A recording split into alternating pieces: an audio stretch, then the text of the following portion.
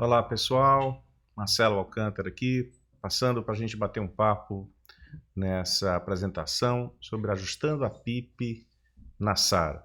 Sou professor associado de Terapia Intensiva e Pneumologia da Universidade Federal do Ceará, idealizador da plataforma XLang.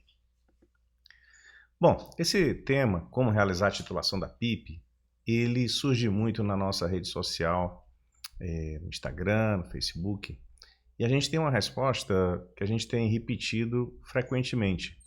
E ela está aí no slide. Então, na SARA, preferimos fazer uma titulação decremental que leve a melhor complacência estática e a menor driving pressure do paciente. Uma resposta simples, direta, que eu vou comentar ao final por que a gente mantém por hora essa recomendação da nossa comunicação com os nossos seguidores, assinantes e participantes de curso. A SARA foi descrita a primeira vez em 1967, David Ashbaugh e colaboradores. Na ocasião, já foi descrita uma terapêutica provavelmente de valor, que é justamente a pressão expiratória final positiva, a PIP, ao redor de 5 a 10 centímetros de água. Notem também, curioso, eles usaram CPAP também na ocasião, 1967, mais de 50 anos atrás. Então a PIP nasceu junto com a SARA e até hoje é um tema que ainda tem bastante controvérsia, mas ainda mostra-se de valor, como a gente vai ver a seguir. A PIP ela recruta alvéolos colapsados na SARA, sobretudo na fase precoce. Melhora a oxigenação, melhora a PO2, com isso você consegue reduzir a FO2, melhora a complacência do pulmão, reduz, portanto, a pressão de distensão dos alvéolos. Tudo isso pode ajudar na atenuação da lesão induzida pelo ventilador, na Ventilator Induced Lung Injury e na PSILI, na Patient Self-Inflicted Lung Injury, embora aí haja um pouco mais de controvérsia na literatura. Por outro lado, além desses benefícios, pode haver malefício. A PIP pode causar hiperdistensão pulmonar, se excessiva, pode causar repercussões hemodinâmicas, também, como redução do débito cardíaco, ou mesmo redução do transporte de oxigênio para os tecidos e células. E não se sabe ainda muito bem como ela poderia reduzir complicações da ventilação mecânica e reduzir a mortalidade dessa condição tão grave. Há uma série de estratégias ventilatórias debatidas sobre SARA, aqui algumas delas resumidas. Em verde, estratégias bem estabelecidas como o uso de baixo volume corrente, nos casos moderados a graves, ou o uso da posição prona. Por outro lado, manter a pressão de platô abaixo de 30 e a driving pressure abaixo de 15, praticamente é um consenso nesse sentido, mas as evidências ainda não são tão sólidas quanto para volume corrente, embora a gente vai defender um pouco mais a driving pressure. E há uma confusão ainda sobre o que seria a PIP ideal e se a PIP mais alta traria benefício nas formas mais graves em relação à PIP mais baixa. O que seria uma PIP alta ou uma PIP baixa? Uma PIP alta ao redor de 15, 12 a 15, e uma PIP baixa ao redor de 8 a 10, 12 no máximo de PIP. Então são pontos importantes, e lembrando que as manobras de recrutamento também são pontos extremamente controversos e às vezes são feitas casadas com a titulação da PIP. Existe PIP ideal, papel da PIP alta, vamos discutir um pouco isso. Então o que se procura muitas vezes em congressos, debates, é esse santo graal da SARA, que seria a PIP perfeita, a PIP ideal. Sinto dizer que ele não existe. Por quê? Porque a PIP ela tem efeitos pleomórficos, ela tem efeitos variados, tanto é que há várias maneiras, como vocês estão vendo nesse slide, de titulação da PIP. No topo, a titulação da PIP pela complacência e, portanto, pela driving pressure. Nós vamos ver em detalhe isso nessa apresentação. E aqui, nas outras referências, algumas maneiras de se ver a PIP. Do lado superior esquerdo, PIP e pressão esofágica. Do lado superior direito, PIP e Stress Index. Duas maneiras de ver a PIP pela questão da distensão pulmonar também. ou seja, tem relação com a complacência, tem relação com a mecânica, tem relação com o ponto de abertura das vias aéreas. Depois, relacionado à troca gasosa, a famosa tabela PIP-FO2, existe também uma relação da PIP com espaço morto, e mais embaixo a gente vê algumas maneiras de se titular PIP por imagem. PIP com CT, com ultrassom de tórax para visualizar ganho de aeração ou perda de aeração, ou a PIP com a tomografia de impedância elétrica, que também é uma maneira de você ter uma imagem funcional e o efeito da PIP na distribuição da ventilação regional, ou ainda outras medidas funcionais como a PIP e a taxa de recrutabilidade, a RI ratio, que é recrutabilidade sobre estiramento, né, do pulmão, ou a relação da PIP com a oferta de oxigênio, um conceito mais antigo. Então tem várias maneiras, a gente vai focar aqui em aspectos gerais e um pouco bem práticos, tá? Esse é um paciente meu que foi submetido a diferentes níveis de PIP e ilustra bem como o efeito pode ser variável. Nós estamos vendo quatro cortes tomográficos, mais ou menos no mesmo plano, com PIP de 0 até 20. E a gente vê que com a PIP de 10, comparado a 0 ou 5, é de se esperar que esse pulmão tenha uma melhora grande da ventilação-perfusão, e é o que ocorreu, e também melhora da complacência do pulmão, porque zonas de colapso alveolar esbranquiçadas passaram a ser aeradas, ficaram escuras, indicando aeração, ganho de aeração, ou seja, áreas recrutadas. Por outro lado, uma PIP de 20, nesse caso, não teve nenhum benefício visual na tomografia e talvez até a área cardíaca tenha ficado um pouco menor. Isso significa geralmente piora da complacência, piora do enchimento cardíaco, queda do débito cardíaco, portanto, efeito hemodinâmico negativo da PIP. Então, temos que pensar na PIP como algo a ser titulado e não algo a ser empregado de maneira sem uma avaliação do seu efeito fisiológico. Esse vídeo mostra também um outro aspecto importante da PIP. Nós estamos vendo aqui um pulmão de animal que foi submetido à lesão e a gente vê o que se chama de reabertura cíclica de alvéolos. Eles estão sendo filmados na INS e na ES. A gente vê inspiração com colapso na expiração de vários alvéolos. O que é que isso provoca? Atelectrauma, instabilidade alveolar. E uma das maneiras de reverter esse processo é se administrar uma PIP que evite esse colapso expiratório, que é exatamente o que a gente vai ver aqui nesse vídeo seguinte, onde há uma estabilização dos alvéolos a partir do emprego de uma PIP num determinado valor, que evita que esses alvéolos colabem na expiração.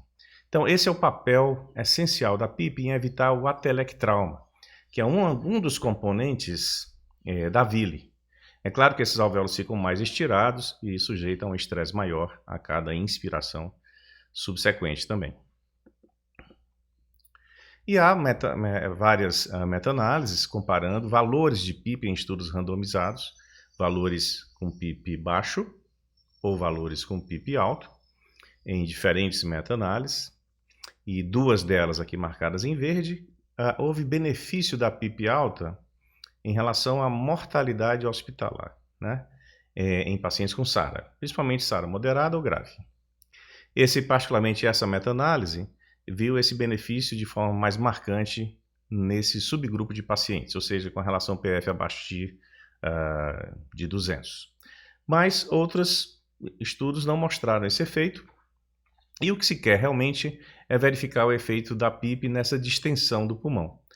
Porque, para entender se a PIP é alta ou baixa, eu tenho que entender o efeito da PIP sobre a pressão de platô, que é essa pressão que vocês estão visualizando aí numa animação antiga que eu fiz há uns anos atrás. Então você tem a PIP, insufla-se, pico de pressão, pausa, a gente tem a pressão de platô. A pressão de platô corresponde à pressão alveolar, né? Essa pressão alveolar, ela dá uma ideia da distensão do parênquima pulmonar e vem a fase expiratória até a PIP, né? Essa diferença de pressão entre pressão de pausa, que deve ser abaixo de 28 a 30, e a PIP é a driving pressure. Tá? Essa diferença de pressão deve ficar abaixo de 15 centímetros de água. A gente vai ver por quê, que esse é um threshold, vamos dizer assim, razoável para se ter uma segurança nesses pacientes. Isso vem de 2015, um artigo seminal, um artigo importante do Dr. Marcelo Amato, muito conhecido esse paper, em que descreve a relação da driving pressure, a pressão de distensão, que é essa que a gente acabou de mostrar, com a sobrevida dos pacientes com SARA. Talvez a figura mais importante de ilustrar seja esta, em que um grupo de pacientes foi dividido em percentis e a gente vê a relação entre 3 arranjos aí de PIP e platô. No arranjo do centro, o que a gente vê? Vamos pegar pelo centro. Vários níveis de PIPs diferentes, porém, os pacientes agrupados nesse grupo do centro, todos tinham a mesma variação de driving pressure. Mesmo platô subindo, porque a PIP era mais alta. E notem que no gráfico de baixo, que marca o risco relativo de óbito, não há mudança no risco relativo de óbito, apesar de mudança da PIP. Porém, no gráfico da direita, vamos prestar bem atenção no gráfico da direita, variações de PIP ocorreram, são bem claras, enquanto que a variação da driving pressure vai no sentido inverso, ou seja, foi aumentada a PIP e a driving pressure, na verdade, diminuiu nessa análise dessa população. O resultado é que empregos de PIPs mais altas, associado à redução da driving pressure, reduziu o risco relativo de óbito. Então, PIP mais alta não foi protetora na situação anterior, mas na situação em que a driving pressure diminui, ela passa a ser protetora. E no gráfico da esquerda, só para comprovar essa questão da driving pressure e sua relevância para a mortalidade, a gente vê que, mantida a mesma PIP, igualzinha, e variando-se a driving pressure, a gente verifica que essa variação de driving pressure se relaciona com o risco de óbito. Portanto, o principal determinante mecânico, o principal fator mecânico respiratório associado a risco de morrer em SARA, nesse estudo, foi a driving pressure. Não só isso é importante, como a relação da driving pressure com o volume corrente mereceu destaque nesse paper, onde a gente observa aquela questão de que valores de driving pressure acima de 15, aquele threshold perigoso de aumento do risco de óbito, ele mostra que mesmo pacientes com volume corrente variando aí de 5 a 12, ou seja, havia pacientes no grupo com driving pressure acima de 15, com volume corrente de 6, 7 ml por quilo e que tinham driving pressure muito elevada. Então, muito mais importante do que o volume corrente é a pressão que esse volume vai gerar na distensão do pulmão. É fácil de entender isso, um pouquinho de álgebra aqui. A gente tem a complacência estática sendo a relação entre volume corrente e pressão. Variação de volume dividido por variação de pressão. Então, a driving pressure vai ser justamente o volume corrente dividido pela complacência do sistema respiratório, tá? Se a gente fizer aqui a mudança da expressão da fórmula, driving pressure vem para cá, para a esquerda, e aí você tem volume por complacência. É fácil deduzir que qualquer aumento no volume corrente vai aumentar a driving pressure se a complacência fica igual. O inverso, se eu aumento a complacência, o pulmão fica mais mole, a elastância diminui, ou seja, o pulmão mais fácil de ventilar, a complacência aumenta, a driving pressure diminui. E a PIP pode influenciar a complacência. Tanto é verdade que em 1975 Sutter mostrou esse estudo provocador, fisiológico, interessantíssimo, clássico, em que a gente vê em pacientes com SARA, ele fez que seria um best PIP, a melhor PIP para esses pacientes, titulando de 3 em 3 centímetros, e vendo a melhor PIP como aquela que levaria o melhor transporte de oxigênio. E notem que incrementos de PIP levam a incremento da oxigenação. Então, muito cuidado com isso. Quer dizer, sempre você se espera que aumentando a PIP aumente a oxigenação, isso ocorre de fato. Porém, o transporte de oxigênio, a complacência não tem esse padrão de comportamento, atingindo um valor máximo ao redor de um valor que ele chamou de best PIP. Essa complacência, portanto, reflete-se no transporte de oxigênio, indicando que a melhor combinação é justamente aquela PIP que leva a melhora da complacência, melhora da oxigenação e não compromete o transporte de oxigênio, o débito cardíaco. A gente vai ver aqui na figura do espaço morto e débito cardíaco que a partir de um certo valor de PIP, o que ocorre? O débito cardíaco cai, isso explica a queda do transporte de oxigênio, e prestem bem atenção lá em cima no gráfico de espaço morto fisiológico e volume corrente. A fração de espaço morto alveolar, ela diminui quando a PIP atinge um valor ótimo e ela aumenta se você passar desse valor. Então, a PIP também provoca, se ela passar do ponto, aumento de espaço morto. Então, outra medida interessante, muito pouco utilizada, é a relação espaço morto e o efeito da PIP sobre ele, né? Se a PIP levar a aumento de espaço morto, ela certamente estará excessiva.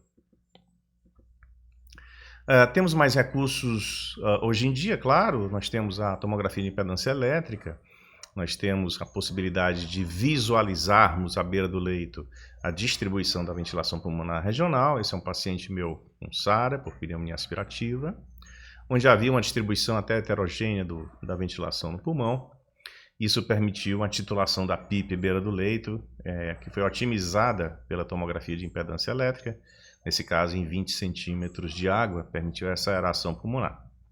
Então isso permite uma titulação funcional, não só levando em conta a driving pressure complacência, a gente vai ver depois, mas a própria imagem funcional. E além disso, mais recentemente mesmo, há um emprego, como foi feito em 1967, de CPAP ou PIP em SARA. Esse trabalho da doutora Patel do grupo de Chicago mostra que nós estamos aprendendo agora, mais recentemente, a usar o capacete, o helmet, para tratar pacientes com SARA.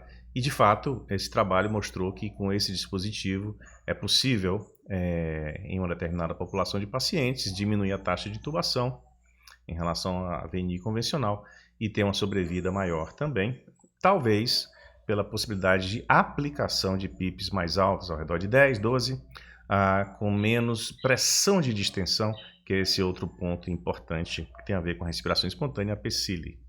Né? Então, será que a gente também não vai ter que evoluir para titular PIP na respiração espontânea? É uma questão que eu deixo aqui para reflexão.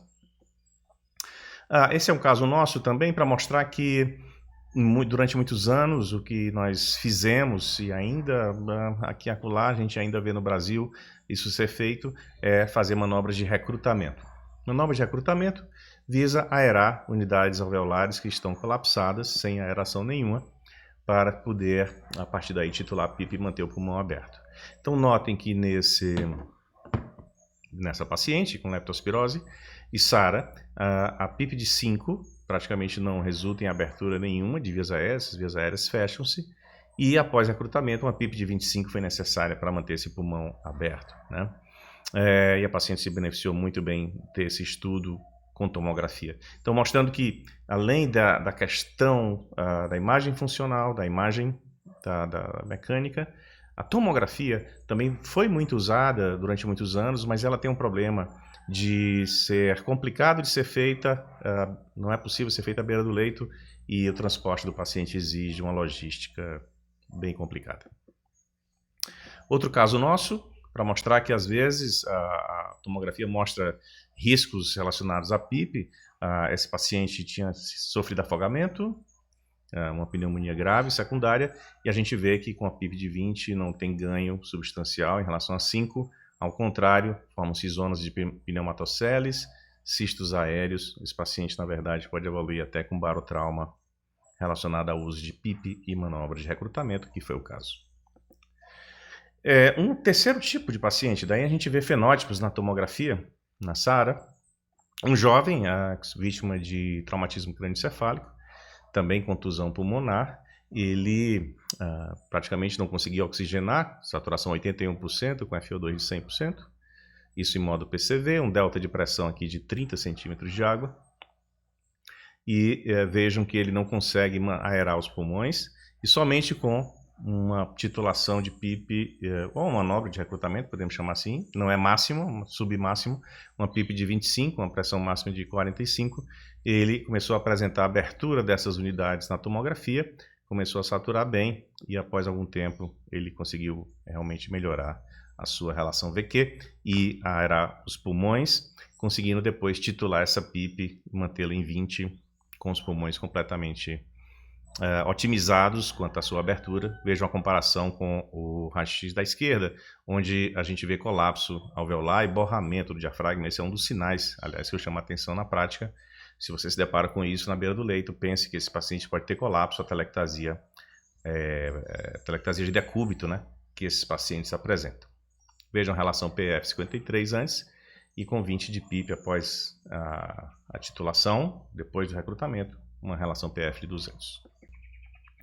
Uma dica prática, sempre é bom lembrar, se você está titulando a PIP, ajustando a PIP, depois você deve lembrar de não desconectar o paciente do ventilador por conta de despressurização, que pode limitar realmente o problema das vias aéreas, né? Então, aí é fundamental um cuidado especial no taquicardia dos pacientes.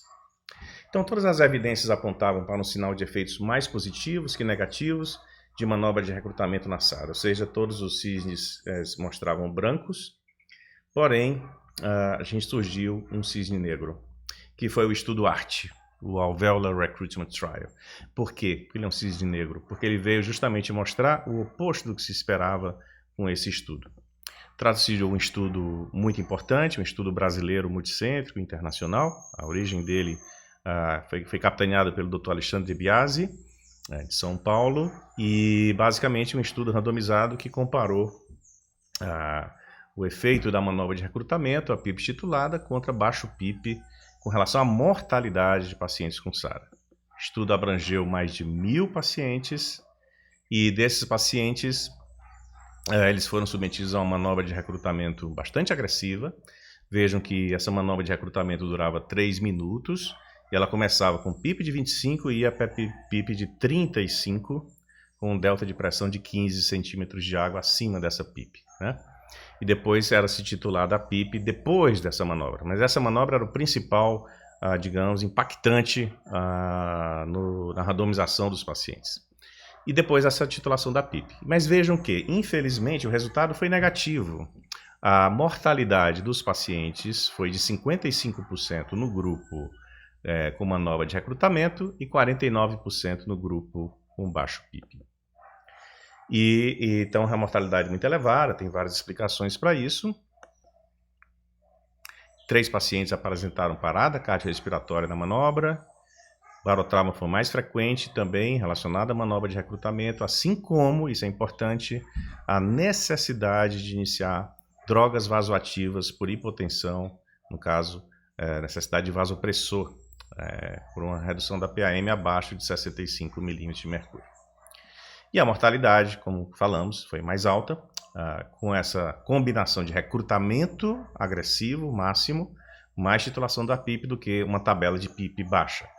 Vale lembrar que essa tabela de PIP baixa não deixou a PIP tão baixa assim, tá?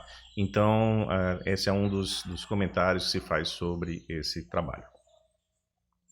A conclusão é de que esse estudo é um estudo importante que não dá suporte ao uso rotineiro de manobras de recrutamento. Só que eu gostaria de pontuar com asterisco que é manobra de recrutamento máximo ou máxima, certo? Então, é essa manobra que eu acho que ficou marcada nesse estudo como uma manobra de risco aumentado, né? E tanto é que, a partir desse estudo, nosso consenso, recomendações brasileiras de VM, não mais fazem sugestão de manobra de recrutamento máximo, nem recomendação nenhuma nesse sentido, tá bom? Mas notem, a titulação da PIP ela não foi testada sozinha nesse trabalho. Um outro ponto importante é que a questão do volume corrente ele deve ser muito colocado em questão, ou seja, devemos fazer um volume corrente adequado antes de tentarmos qualquer titulação da PIP, né? Então, a titulação da PIP deve obedecer rigorosamente a escolha de um volume corrente baixo, 6 ml por quilo ou menos. Por quê? Como mostrado nessa ilustração, se você fizer a titulação com um volume corrente azul, 8 ml por quilo, você vai achar uma PIP ideal mais baixa do que se você fizer a titulação com 4 ml por quilo. Você vai achar um PIP ideal mais alto. PIP ideal assim, um PIP que leva a melhor complacência. Então, cuidado com a escolha do volume corrente previamente à titulação da PIP. Outra opção seria fazer a titulação pela pressão esofágica e a PIP.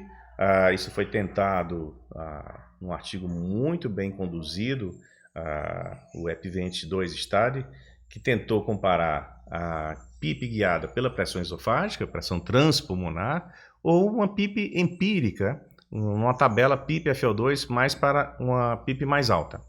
Então foram 200 pacientes analisados e a probabilidade do desfecho favorável foi exatamente similar nos dois grupos, sem diferença estatística, tanto a PIP guiada pela pressão esofágica quanto a PIP simplesmente, PIP mais alta, né, nesses pacientes com SARA moderada grave.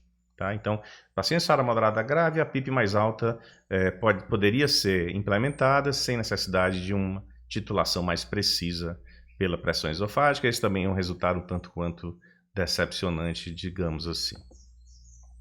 E notem que o estudo mostrou claramente que a PIP ajustada, comparando os dois grupos ao longo dos dias, foi muito similar, ao redor aí de 15 a 20, PIP mais alta, né? Principalmente no primeiro dia de randomização. A driving pressure, notem que fica em limites abaixo, geralmente de 15, assim como uma driving pressure transpulmonar também.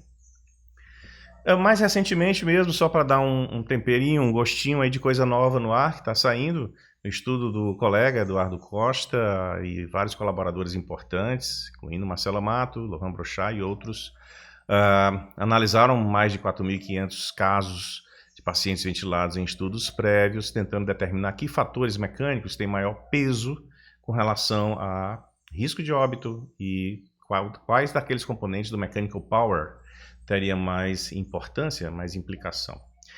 E aí adivinha quem é o campeão dessa questão de implicação na lesão pulmonar relacionada a risco de óbito? A driving pressure. Então a driving pressure, ela tem praticamente 1 centímetro de driving pressure, tem impacto sobre a mortalidade muito maior do que 4 ciclos respiratórios por minuto, seria a frequência respiratória, por exemplo. Então, realmente, o threshold de 15 de driving pressure vai se confirmando. É claro que quanto menor a driving pressure, melhor, isso é importante. Assim como se eu tiver uma driving pressure ali de 20, 21, 23, se eu conseguir reduzi-la, eu estou reduzindo o risco relativo também. Mas a frequência respiratória também tem um peso. Então, a gente talvez tenha que começar a analisar não só a titulação da PIP pela driving pressure, mas o todo do paciente tem que ser enfatizado, não só a variável driving pressure. E isso é fato que qual seria o melhor cenário para a gente estudar a melhor maneira de se utilizar a PIP?